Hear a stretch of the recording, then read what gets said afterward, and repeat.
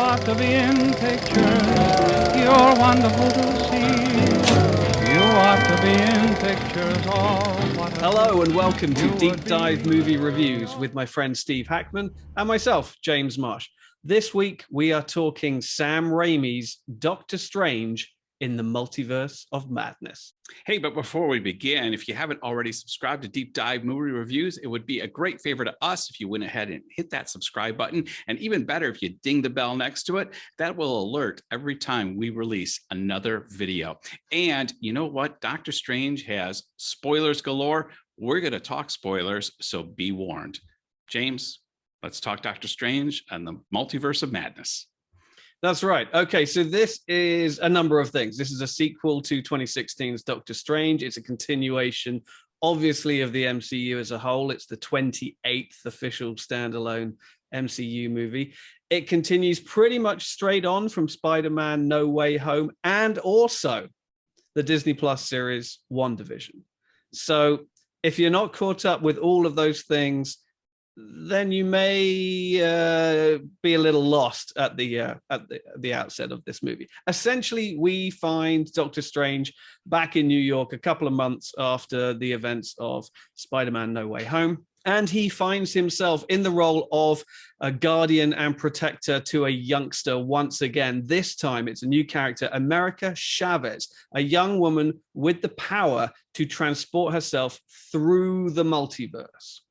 She is being pursued by a demonic character that seems to be using some form of witchcraft. Doctor Strange turns to fellow Avenger Wanda Maximoff for guidance, only to discover that her evil alter ego, the Scarlet Witch, is in fact the one responsible for everything that's going down.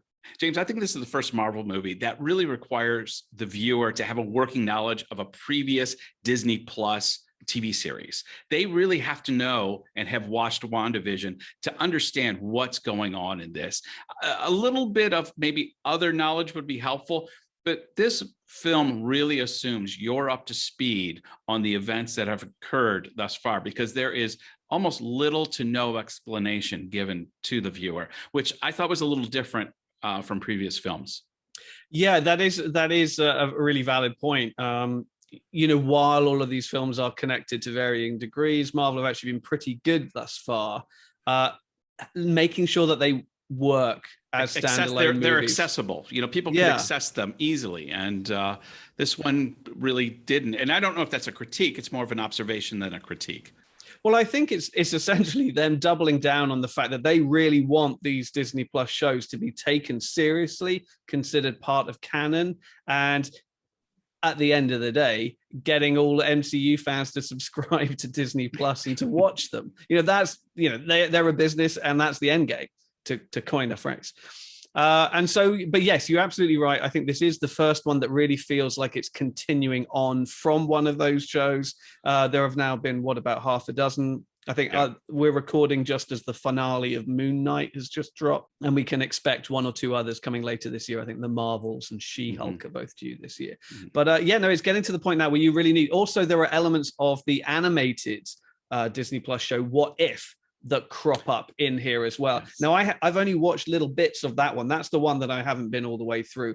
But there are, you know, it's the very notion of that, and the very conceit of What If is a kind of multiverse concept where they're like, okay, you know, what if a world existed where this occurred differently, or in this case, Agent Carter was more of a Captain America figure. That's right. She's like Captain Britain or whatever she is. Or finally, your motherland gets its due voice in the multiverse. I know we've got so many British actors playing superheroes, but they all have to pretend to be American. It's very disheartening. Yeah, I'm sure it's depressing. So anyway, let's get into this one properly. Sam Raimi is taking over from Scott Derrickson as the director. And obviously for a lot of people, that's a really exciting prospect because they will know him first and foremost as the director of the quote unquote original Spider-Man trilogy, which have now, since No Way Home, be kind of retconned into MCU canon, you know, thanks to the multiverse, the Tobey Maguire iteration of Spider-Man is now part of this same universe. And so Sam Raimi, you can now say, is returning to the MCU after Spider-Man 3. Yeah, I mean, Sam Raimi arguably is the one who kickstarted the whole superhero phenomenon. I mean, even before 2008's Iron Man really made superheroes in vogue again, it was Sam Raimi's, I think 2001. I think it was 2002 by the time it 2002 actually, when the first one actually came out. The first one came out, and it really demonstrated what a superhero movie with modern technology could accomplish, especially with a really serious actor like Sam Raimi. So just my initial thoughts. I was very excited. I was one of those people, oh, Sam Raimi's going to be directing this. I love Doctor Strange. I love Benedict Cumberbatch. I loved Spider-Man No Way Home. I love the infusion of Doctor Strange and the interplay between Spider-Man and Doctor Strange. I couldn't wait for this movie to come out. And then having said that, I was a little bit disappointed with the film. I liked it, but there was elements of it that I found I didn't like. I realized I'd grown accustomed to the trajectory of these films where there was a level of self-awareness and humor. When we have Taika Waititi's Thor Ragnarok, which really has a self-awareness, a wink at the audience. You're in on this joke that this guy is a thunder god, but it's really Chris Hemsworth playing him, and we're all having a bit of fun here. And we got Jeff Goldblum coming in, and it's even though the stakes are high, and all of Asgard is being threatened. There's a lot of fun to be had. And then we get to Spider-Man No Way Home, and the interplay between Doctor Strange and Spider-Man and some of his friends, and even Spider-Man and the villains. There is this self-awareness of although the stakes are big, and there are very strong emotional moments with like the passing of Aunt May. There is so much humor, and there's so much in jokes within the movie. And then to kind of go into this film where that is totally eliminated. I would be hard pressed to find any humor in this movie.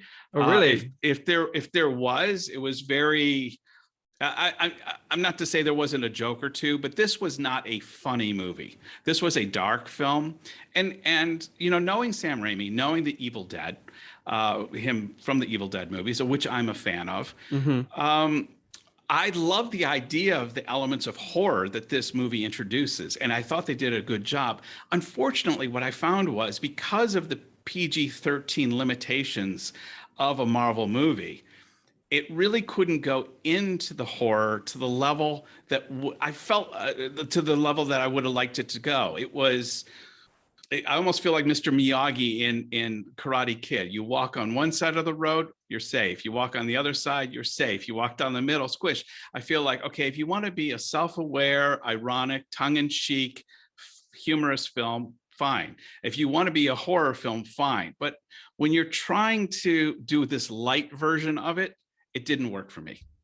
That's really interesting because, what I wanted to say is a lot of people are going to be excited that Sam Raimi is coming to these movies because of the Spider-Man films. But for me, this felt very much like a Sam Raimi movie, but not one of the Spider-Man movies. Exactly. This felt like a movie from the guy who made Evil Dead or Darkman or Drag Me to Hell.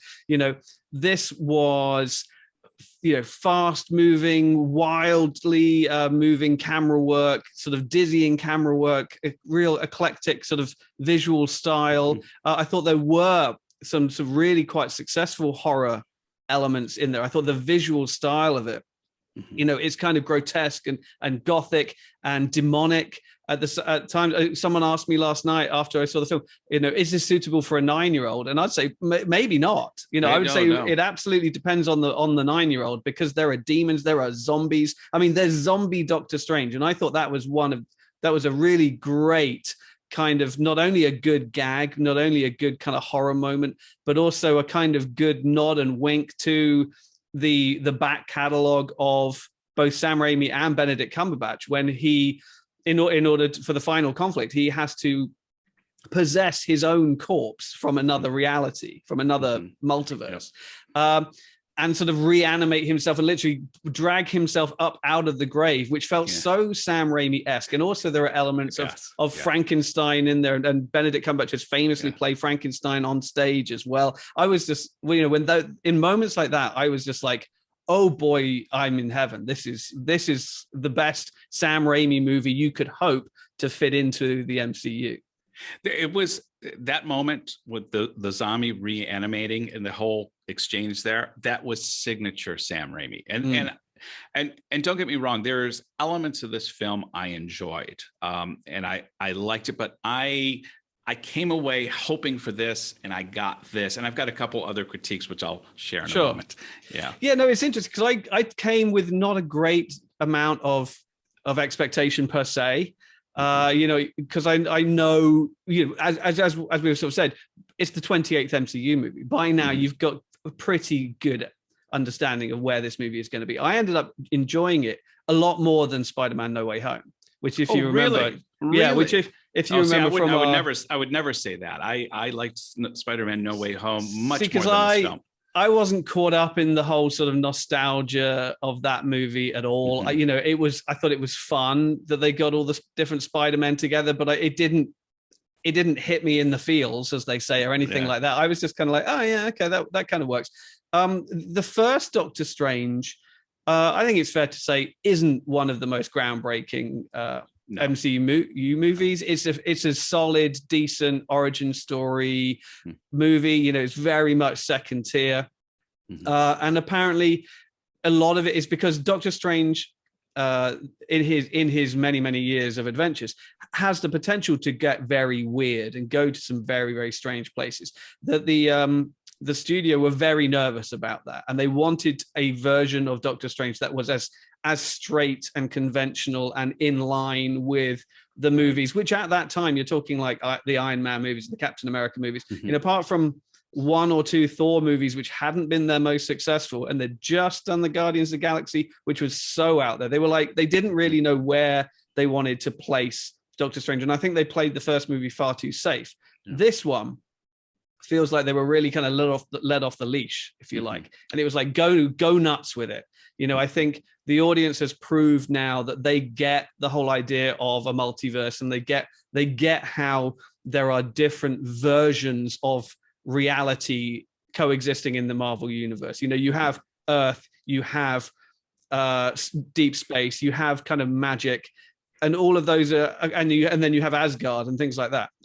And it's funny that you brought up Thor Ragnarok as a comparison, because I agree that when I came out of this one, I was like, I think this is very similar to Thor Ragnarok, but I think the reasons I thought it was similar are different to the reasons that you thought it was different.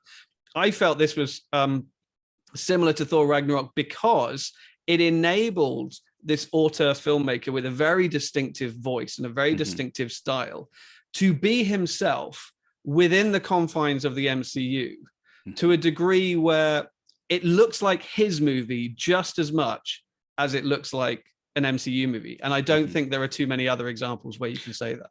No, and I agree. I was making the differentiation of the trajectory that they were going with Ragnarok and then No Way Home. But the first couple Thor movies, they were down the middle of the road for me. I didn't hate them. I didn't love them. They were, and to the point where when Ragnarok was coming out, I was like, I'll get around to seeing it. You know, it wasn't something I was rushing out to see. And then I saw it and I was like, I love this movie. I love what Taika Waititi did with this. This is the direction I would like to go. Because if I'm honest, superhero movies were starting to bore me a little bit. And he infused a much needed, this I want to watch. Spider-Man: No Way Home, this I want to watch. And I don't want to say that the Doctor Strange that I watched, I didn't want to watch. I didn't think it was a bad film. But I think there was elements in it that I left feeling, no, I was a little bit disappointed here. And let me just go in and say, I thought the villain, having Wanda be the villain, I thought essentially what we have here is a privileged white woman who is overly obsessed with her kids to the detriment of everyone else around her. She just wants her way or the highway. I thought they've made a Karen the villain in a Marvel movie. The villain is Karen. And I thought, where are we going when the villain is not a mastermind that is trying to rule the universe or a crime boss that is trying to, I've got a Karen that's just trying to get their kids, and I'm like. With the great irony being, of course, that she doesn't have any kids, and that her kids are going to be the biggest victims of her Karen-ness, right. Where she's going to stop at nothing to get these kids and rip them from their own mother, another version of her, in order to keep them safe. And then obviously she discovers that she can't do that, and they're scared of her and all the rest of it. And that kind of tips a couple of the just minor critiques I have of things, the dots that don't connect, because she's like, she's telling Dr. Strange, Benedict Cumberbatch, I'm going to use her powers to go to another universe where my kids are. And Dr. Strange says what I would say, and anybody else would say, your kids are imaginary. They don't exist. Oh no, they exist in this universe. And I'm like, wait a second. How? It's one thing for another version of you or this, but you mean my imaginary bunny Larry, when I was 4 years old, really exists? Like imaginary friends exist? To me, I was like, again, minor critique, but I don't like when there has to be, obviously, in these kind of movies, a certain level of suspension of disbelief. But to me, there needs to be a thread of logic. There needs to be an umbilical tether into something, in the laws of physics. And I just thought, what? I'm going to go, there's a universe where my imaginary kids live. Oh, okay. Yeah, no, I mean, for me, I want to get it out of the way. I didn't flat out love the film. Okay. I really appreciated what they allowed Sam Raimi to do, and how they allowed him to bring his own sandbox, if you like, to play with, and how there are so many elements in it, which if you list them out, are just like a laundry list of classic Sam Raimi moments. Essentially, it's the story of these characters going in search of a good spell book and a bad spell book, which is very much straight out of Evil Dead. Where you've got these you got these books, essentially it's a Wicked Witch, and he did the Oz prequel, Oz the Great and Powerful. Admittedly, that was him kind of being Tim Burton, but still, he did this big sort of witch movie before. You got Bruce Campbell in there, the star of Evil Dead, and all who is in all his movies. And there's a great Evil Dead gag where, in order to keep him busy, Doctor Strange essentially possesses the guy's hands so that they keep attacking him, which is what happens in Evil Dead, to the degree that he has to chop his own hands off, and it still keeps coming after him. So all of that stuff, I was like, great. I'm so pleased that it's this version of Sam Raimi, because I was worried that we were going to get kind of like the Oz the Great and Powerful version. Yeah. I love the Bruce Campbell cameo, and if Sam Raimi had been allowed it, I would have loved him, obviously not to play the Ash character, but to have him involved in a fight against the dead towards the end, like have him be involved. And so like just watching Bruce Campbell jump in there and maybe even start up a chainsaw, then I would have just been, I love this film. Yeah, no, it's always a delight. You kind of know he's going to be in there somewhere, and then he just sort of pops up, and it's great. I would totally admit that I'd read sort of nothing about this movie, but going in, so I knew that the Scarlet Witch was in it, but I didn't realize that she was going to be the villain. And so when she's the villain, I was kind of like, okay. And then you realize why she's the villain, and immediately you're like, well, that makes no sense. Your logic doesn't stand up to any kind of scrutiny, and I get it. You're upset. And your emotions of clouding your judgment and all the rest of it. But I don't think it paints a particularly positive image of women for that reason as well. Where they're clouded by essentially she's clouded by her emotions and to the detriment of everybody. And like you said, that's a brilliant observation, that she's essentially just a Karen, and that's terrible. I think it opens the film up to some really cool set pieces, where it is essentially magic versus magic. I like the idea of an Avenger going rogue, because we haven't really had that so far. We've kind of had it the other way around when you get a character like Loki who starts out being a villain and then kind of turns back and becomes good. But I haven't really seen a full-blown member of the Avengers go, you know what? I don't really want to play team sports. I want to go off on my own and have my own agenda, even if that's slightly malevolent. Yeah. And so I thought that was kind of, the potential was there for something really good. And it made sense that it was like a magical character fighting another magical character. Yeah. But it didn't really hold up to too much scrutiny. What it did do, however, was open the movie up to this whole idea of the multiverse and enable Doctor Strange and America Chavez, who's the young girl that he's looking after, to hop around from universe to universe. And I think they had a lot of fun with that, you know, jumping from one world to another world, another reality, meeting other versions of Doctor Strange and of other characters. And then most pivotally, which we obviously really need to get into, come face to face with the Illuminati. Yeah, it was interesting to see Agent Carter and to see Anson Mount playing the character from the Inhumans. You know, they even brought that in, and then obviously big spoiler, but to have Patrick Stewart suddenly emerge as Xavier, and his version of Charles Xavier is there. So and then John Krasinski as Reed Richards. Yes. Now, I remember there'd been some sort of rumors kicking about a little while ago, because they are making a Fantastic Four movie, that John Krasinski was being courted to play Reed Richards. Now, the fact that he appears here briefly as a multiverse version of Reed Richards, I interpreted as kind of shooting down those rumors and essentially being like, oh, well, now he can't really be Reed Richards in a Fantastic Four movie going forward. Well, he could, because I guess it remains to be seen, because you could use the same actor. But when the way that they presented his peers, you know, so you had what's her name, Haley Atwell, is it Atwell? Atwell. Yeah. Haley Atwell playing Agent Carter, and then you have Maria Rambeau from Captain Marvel playing, you know, as Captain Marvel. So what's the actress? Lashana Lynch. Mm-hmm. You know, as her Maria Rambeau character from Captain Marvel, but as Captain Marvel. So I don't know. I mean, I guess he could still be. Maybe that is the way we're supposed to take it. My initial knee-jerk reaction was, oh, I guess that means he's not it, but maybe I'm wrong. And just to highlight that scene, I thought we got to witness some of the most gruesome deaths of Avenger type characters that we've seen thus far in MCU.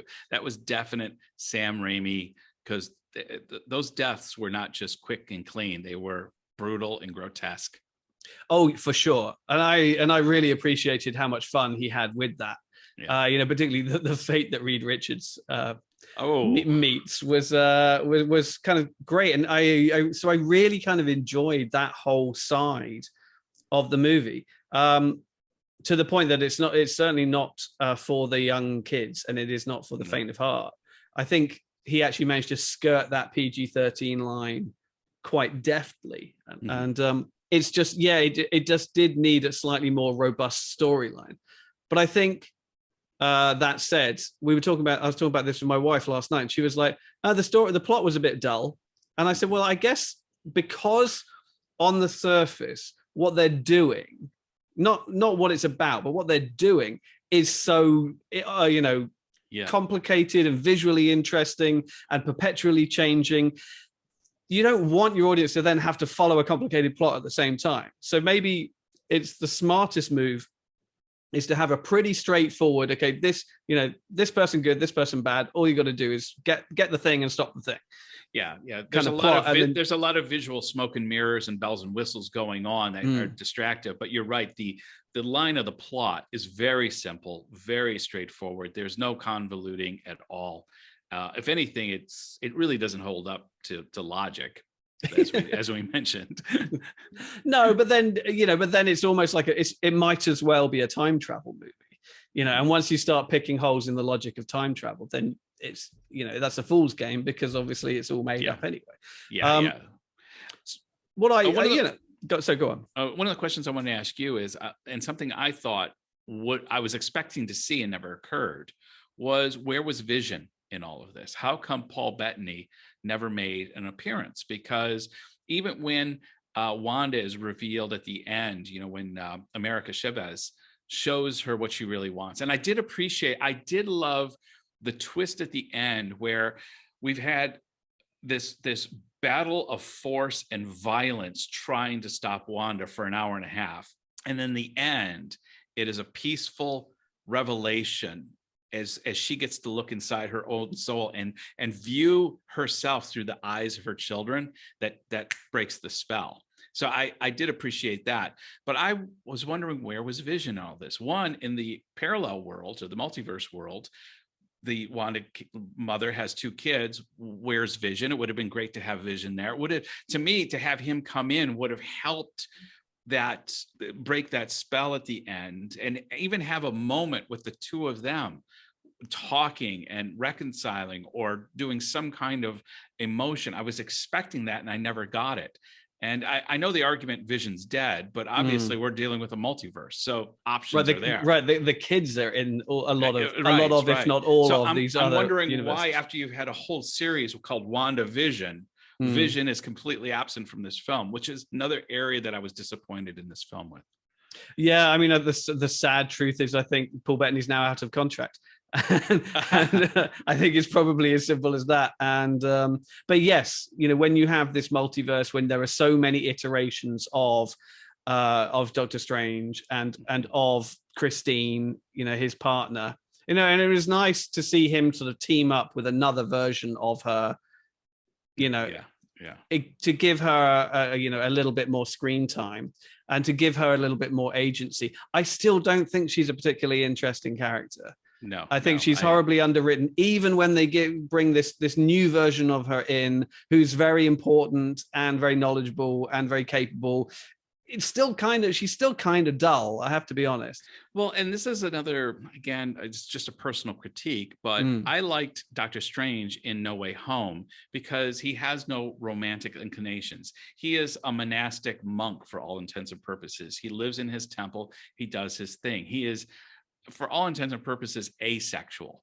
Then to suddenly bring him into these romantic triangles, to me, it dilutes the character. Suddenly, and people can enjoy that, or they argue that that's human, and this is what. And I understand that there's an argument to be made there. I prefer my Doctor Strange to be the monastic guy who makes snarky quips to Spider-Man. Let Peter Parker have the romantic squabbles, and there's certain characters that lend themselves to having the romantic challenges. Let's keep Doctor Strange over in this category. Again, my personal opinion. For sure. I think it's a criticism that's been leveled at the entire MCU, I think, since the outset, pretty much, is how kind of asexual it is, really. It's not a sexy franchise. There isn't really much sort of steamy romance or just much romance at all going on, and you can, and I think the cynic has to say, well, it's not what teenage boys want. It's okay for you to show a female character who looks kind of sexy in a jumpsuit or whatever. But romance, it's boring. Get back to the fighting. And I think the sad truth is that they have sort of steered well clear of any real sort of romance. Whereas actually, if you go back and look at the source material, so many of these characters are motivated by love, whether it's a long lost love or a dead lover or just a yearning for romance, whatever. It is such a perennial and propulsive motivating force that it feels kind of weird that it is so absent, even in the kind of quote unquote hot characters. I've got no problem with leaving Doctor Strange being sort of monastic. It does fit his calling, if you like. However, let's talk about that mid-credits sequence for a moment, because it seems to make sense when Charlize Theron pops up and goes, come on, we've got a thing to do. We have to go do a thing. Because that character there is called Clea, who is... she's not human. She's not of this earth. She's the niece of Dormammu. Do you remember Dormammu, the big villain in the first Doctor Strange, the big sort of otherworldly kind of beast almost creature who got stuck in a time loop kind of thing. As they do. Which was a far more human-esque, humanoid character in the comic books. She's his niece and is a disciple of Doctor Strange's, becomes his lover, becomes his wife, and ultimately, quite recently, I believe in the comics, becomes the new Sorcerer Supreme herself. Oh, so that's a big deal, and that is a romantic character for Doctor Strange that we'll see in the future, even if it's a slightly mutated version of Doctor Strange that we're going to get, because he gains he's kind of mutated a little bit. He gains some perspective, shall we say? Yeah. It's a good way of putting it. Very bravo. Good. Yeah, with an all-seeing eye. So that'll be interesting. That was very much a case, as with a couple of these things, where I was like, after watching the movie, I was like, right, I need to find out who that character was, and had to do some digging around. But yeah, so that does promise for sort of romantic opportunities for him in the future. Yeah. And if you stuck around to the very end credits, then you would have gotten a little more Bruce Campbell. Yeah, a little more Bruce Campbell silliness. But yeah, that was it. But yeah, that was good. I mean, I want to talk about Xochitl Gomez, who plays America Chavez, because I thought she was great, actually. Yeah. She's in it right from the get-go. You have this kind of action-packed dream sequence to open things up. And, I'm sure they're like, look, it's a Latina character and young female Latina character at that. And you're like, okay, fine. But I thought I haven't seen the actress in anything else before. I think she's got in some TV. I thought she was great. Incredibly sort of charismatic and magnetic, and I was glad to see the fate of her character. She didn't like wave goodbye and disappear back off to her universe or whatever. She stuck around at Carmitage, and she's learning how to use her powers in a constructive way. She's got to go find her mom's is what she's got to do. Well, that's it. Now, I read that this is why Doctor Strange is being banned outright in the Middle East and in some other countries as well, because there was an objection to the fact that they've got gay characters in it. And as far as I can identify, the only gay characters in it are her lesbian parents. And so the trades are reporting they asked Disney to cut the movie. And Disney said no. Yeah, they said no. We would rather not release it. Disney's already walking a tightrope on that issue, and in a few other areas too. And I'm sure they would. I'm sure they've got their own headaches as they try to navigate the social sensitivities, not just in America but around the world. Oh, for sure. I was reading some other headline this week. I'm not sure how substantiated it was, that apparently China asked Disney or Sony rather to cut the Statue of Liberty out of the end of Spider-Man No Way Home. How do you do that exactly? I'm not sure. They're not supposed to be glorifying any kind of Western values in China right now. And so they're going to be seeing that they have a criteria. I've seen the new criteria. And one is anything which elevates Western or Western values in a movie will not fly in China anymore. The problem with that is there's so much overlap, because I think we share a lot of values, a lot of human values. Anyway, that's for another day. That's another day. So I thought Xochitl Gomez was great. America Chavez is a character that's been in the comics for about 10 years, and she becomes one of the young Avengers. She's just one of these younger generation of superheroes, and is apparently kind of a big deal. And I think she's great. And so I'll be very interested to see if we see more of her in the future. So that's pretty cool. Great to see Benedict Wong. I've been really impressed at how they have beefed up that character. I like that they have not made that character just now. What I really like about the Benedict Wong character is they haven't just made him this sidekick type character that is the punching bag or the butt of jokes or something like that, but he acts as an ally, but also a counter force to Doctor Strange. I mean, they're not against one another. They support one another. And I love the dynamic of their relationship. And I'd like to see that even fostered more in future films. I love that he wasn't just sidetracked and discarded halfway through the movie, but he really makes a comeback, and he's very pivotal in the final scene. Oh, yeah, absolutely. I mean, he is just as he deserves just as much credit for foiling the plan at the end of the day as Doctor Strange does. And of course, you've got to remember, Wong is the Sorcerer Supreme. You know, Yes. due to a technicality, when Doctor Strange blipped, you know, he lost his status. I love every time Benedict Cumberbatch just does that little roll of his eye and just said, I blipped, you know, like, and that's what makes Benedict Cumberbatch so good, whether he's in The Power of the Dog, a very, you know, powerful drama, or he's in a superhero movie. He's just such an incredible actor that can do so much with his voice, with his facial expressions. He can convey emotions, humor, in just a plethora of different ways. And that's another reason I was looking forward to this movie. And even if I didn't like it totally, I would still go see it because Benedict Cumberbatch is in this film. Yeah, he is great. I mean, one thing I do want to talk about, though, is can we just talk about his hair?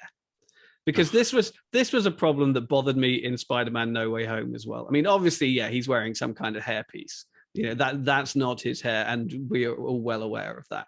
But I'm in No Way Home, and it hadn't bothered me in any of the other movies that he had been in. I'm looking at it, and I couldn't stop looking at it. And I'm just looking at that hairpiece, and I'm like, that hairline, you know, it's kind of bad, and the hair color is too vibrant, and I was the fact that I was having these thoughts during the movie tells you everything that you need to know about it. I was really distracted by his wig in Spider-Man No Way Home, and then this movie started, and you got the scene where he goes to Christine's wedding, and it's the same issue. Fortunately, as the movie went on and his hair gets all mussed up and you get different versions of him, and then it looks a lot better. Yeah, there was even a ponytail one. Strange. I kind of enjoyed the fact that they went almost man bun in one universe, and he makes some comment about it. He's like, in one version of me has a ponytail, and so I like that they, how they made him different and all the rest of it. But there was just something wrong with it, and it just. Now I'm not going to be able to watch these. Yeah, sorry, I don't want to ruin this film for everybody. Now I didn't notice the hair, but now it's there. I just couldn't look away. I was just like, fake hairline, fake. And there's a funny moment when he gets a glimpse into one of the other parallel universes, and he sees himself and Christine having dinner together, and it's supposed to be in the past as well. It's supposed to be like an early date or something. And he's clean shaven. He's obviously not Doctor Strange. He's just Stephen Strange. And he's got his real hair. And he's got a far more receding hairline than Doctor. See, and so I was bothered by the fact that these are the things that I was looking at and that I was thinking about during the movie. And I'm sorry, it's the hair and makeup's fault. There's something wrong with Doctor Strange's wig, and I cannot stop. But I will stop talking about it now. There we go. Even if I can't stop looking at it. It's like Austin Powers mole. Yeah, I was going to say that. I was like, mole. Unfortunately. Yeah, so sorry, but I had to get that off my chest. One other thing quickly that I wanted to bring up was Danny Elfman's score, which I thought was great. I found it really exciting, really vibrant. I think he did the score for Avengers: Age of Ultron, but other than that, I think that's the only one that he's done in the MCU so far. And I think it worked especially well in that bizarre, imaginative, brilliant fight sequence where they use written music as weapons against Doctor Strange and the other version of Doctor Strange. And I was like, wow, coming up with this, I guess it probably is something that happened in the comics because it's so visual. That I imagine it has its origins back there, but it really worked. And I think the reason why it worked is that the score was right there behind it, sort of punctuating it and, for want of a better word, illustrating it as it happened. I thought that worked kind of really, really well. So props to Danny Elfman for that, for sure. Well, good. Yeah. And that whole visual scene worked for me because if I have to admit, I thought the CGI was borderline too much for me. There was too much CGI in this for me, by and large, but when it was done well, I really enjoyed it. I thought the world between the worlds was really the way the door was, and they had to land on the platform. I thought that was visually quite interesting to watch. When they were kind of free falling through the different universes, and you got a few seconds look at each universe. I thought that was amazing, very fabulous well done. sequence, Yeah, isn't it? yeah, that was really done well. So, I've always been one to say, if you're going to use CGI, make sure you do it well, and it's not just kind of mud thrown against the wall and see what sticks, but use it very intentionally. Know where you want to focus it in on. And I thought this Doctor Strange by and large did a good job, but I would have maybe toned a few of those scenes down a little bit. Okay. I mean, I think those were the moments I liked the most, actually, where it really kind of just went bonkers, goes crazy, out there. That kind of kaleidoscopic montage where they're literally falling through realities, and it goes to sort of comic book style animation. There's a reality that was wonderful. I love that. There's a reality that's all paint, and they're literally made of paint, to the point where he even asked, were we in a world where we were paint? Yeah, you don't want to go there again. Yeah, she's like, eating's really difficult there. And and there are some good gags just about living in different realities, go on red, and food is free. Food is free. And I don't know why in your universe you got to pay for food. So there were nice little moments like that. And that whole montage worked great. And I think kind of the visually was one of its great strengths, actually, for me. That's what it helped going and watching it in IMAX as well, because it was shot for IMAX, and it's just like it was such a visual feast that I appreciated that. So James is saying, go watch Doctor Strange do battle with a Karen as soon as you can. I mean, who wouldn't want to see that? All right, James. Well, drawing it to a close with the final score, what should be our instrument? What are we going to grade this on? I'm thinking Darkhold Books of Evil. I was actually, it's funny. I think that says a lot about you, Steve, is I was actually trying to think of what was the name of the other book. And that's why I didn't go there, because I couldn't remember the name. Something like Vashati or something. The book of Vashati, something. But Darkhold was just easier to remember, so that's what I went with. Yes. How about sort of leather bound magical books of evil evil spells? For sure. Okay. I mean, it's not a slam dunk for me by any means. I think the plot was quite shaky at times. However, I did like it more than the first Doctor Strange. I really just appreciated the fact that they kind of were allowed to just go way out there and explore the darkened corners of what the Doctor Strange universe is capable of. I also really liked that it was allowed to be this kind of Sam Raimi movie, because when he's going all out there, kind of crazy fantasy horror nutso, that's the best version of Sam Raimi. And I liked the fact that they let him do that. On the other hand, the plot was shaky at best. But I kind of like the pace of it, and it sets up a lot of stuff. I think it's a pretty important piece of the puzzle, going forward. I think, it's hinting at a lot to come. So I've got to give it credit for that. Now I have the problem because I've sworn off doing half stars. See, now it's coming back to bite you. It is coming back to me because three feels a little frugal, and 4 feels too generous. 4 feels a little too generous. So do I rein it in? But I think in the spirit of the movie, if there's one thing that this movie is not, is reined in. And so I think at least on first impressions, I came out going, that was entertaining. I'm going to go 4. Okay, fair enough. 4 Books of Evil. I'm going to not give it a half star. I think for all the reasons I've mentioned previously, you could probably guess I'm going to give it a 3. I'm going to give it 3 Books of Evil. I think it's a solid movie. I love watching Sam Raimi come back to the MCU, or maybe not back to the MCU, but kind of take up the reins of a new franchise and see where he could take it. Obviously, he put his stamp on this. This, as we mentioned, this felt like a Sam Raimi film, right down to Bruce Campbell's appearance. Absolutely. And again, well acted, but I struggled with the premise. I struggled with the Karen villain.